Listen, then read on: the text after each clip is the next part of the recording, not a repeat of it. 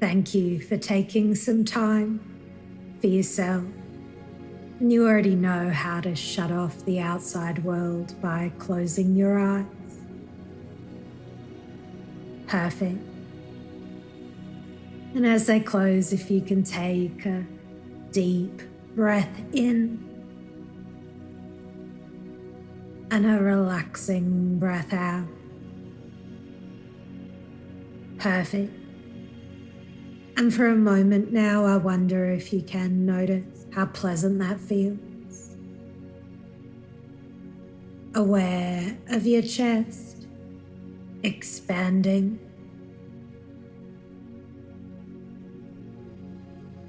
And relaxing. Rising. And falling. Deeper into this pleasantness. Perfect.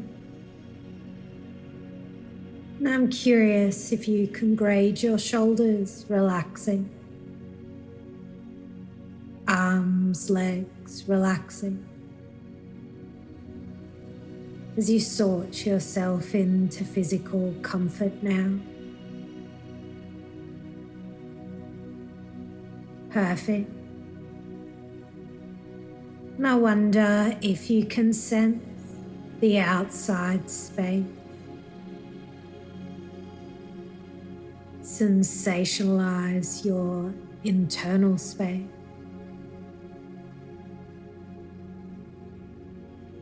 Your breath in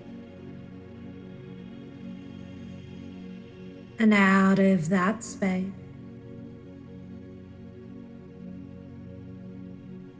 And you don't need to pigeonhole that thought or this feeling. You can just be open to being closed from some place. And I'm not sure you're aware how special you are. You've slowed down your breath rate, heart rate, blood pressure, without me asking that of you. That's how special you are.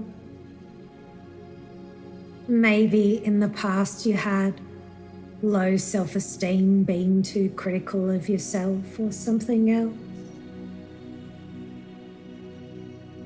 But the truth is, anyone in your situation would completely understand how you've been going about things. But the fact is, it's got nothing to do with you. There's a process to feeling different.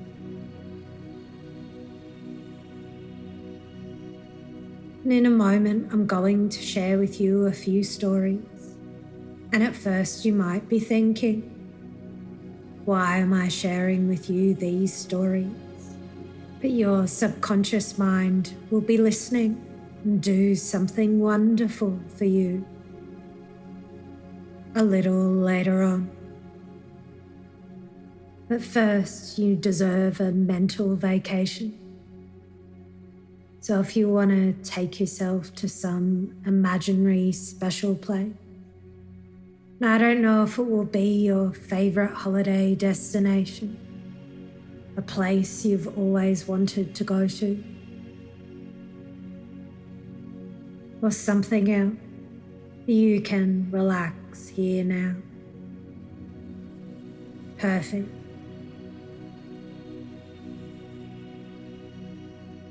And you deserve to know you're not alone.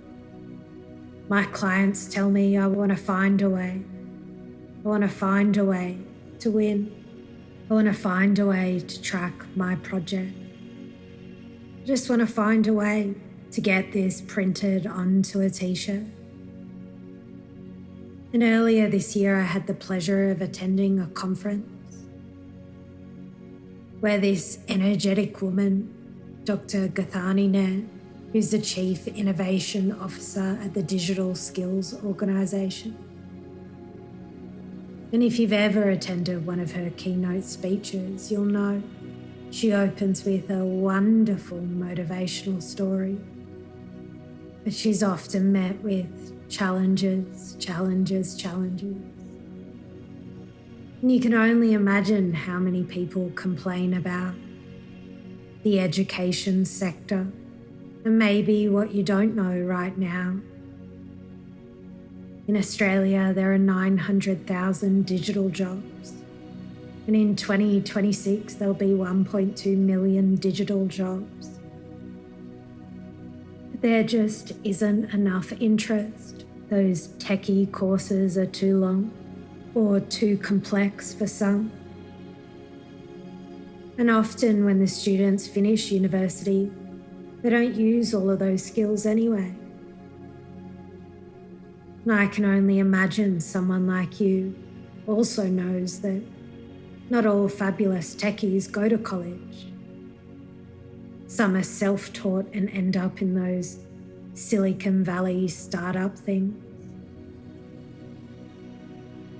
What on earth was Dr. Gathani Nair going to do while everyone was complaining? And it reminds me I can tell you about a young boy I saw not long ago who had been a model fourth grader. Good grades, hardworking little fella.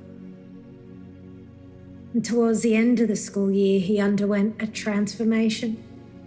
He stopped doing schoolwork. He stopped being nice to other children. He grew sullen, withdrawn, and no one knew why.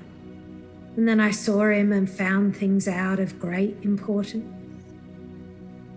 He loved his teacher so much he wanted it to be his teacher again.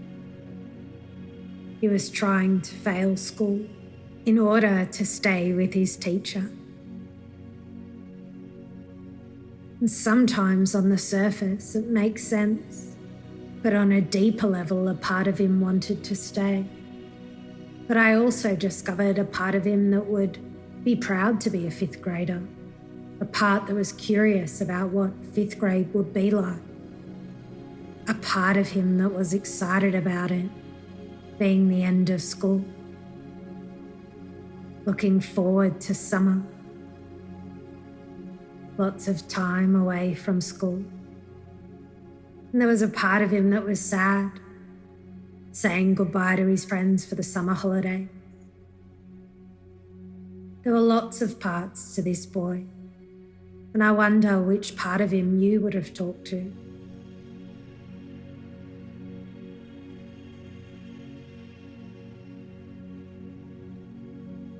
If you would have told him that there are lots of changes and that's part of growing up. Well, the curious part. And all I know is when I talked about different parts of him growing up, he listened closely. And he's doing very well in fifth grade. And you'll feel better for knowing that Dr. Gathani Nair went and spoke to the cybersecurity industry. She threw all the training rules out the window and gave them a golf bag full of skills and said, "Which ones do you guys need for your future Australian employee?" And she spoke to the industries like the medical and tech industry, mining and tech, oil and gas, agriculture. And so she stacked the skills regardless if the students were qualified or not. She made the distinction if the cyber analyst only needed to be a beginner for penetration testing, or an advanced beginner, or an engineer needed to perform penetration testing as the context was changing. And as you know, business models that are agile can absorb change.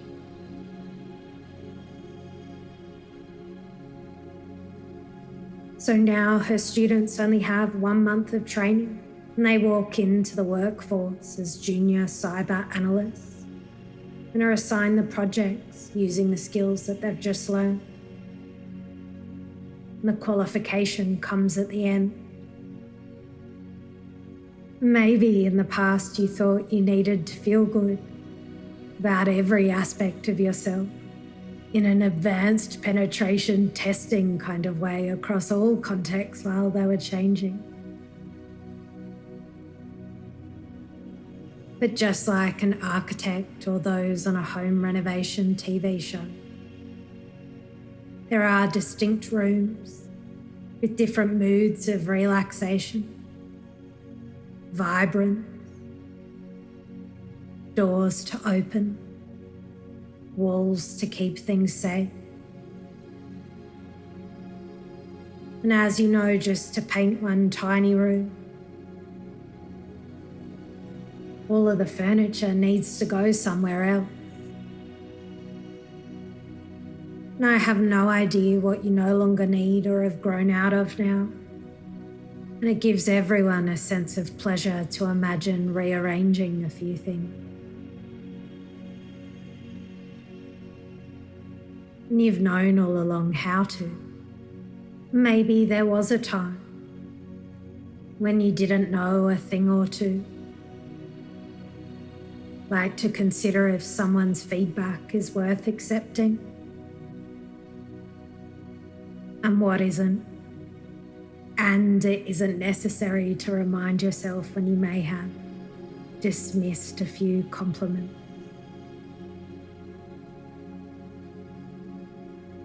Or something else.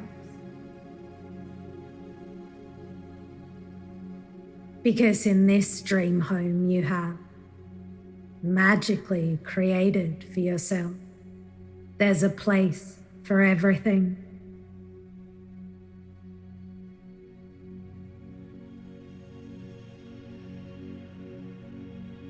Maybe some of the cupboards are full, and it's a common experience to not have enough furniture when you first move in somewhere new.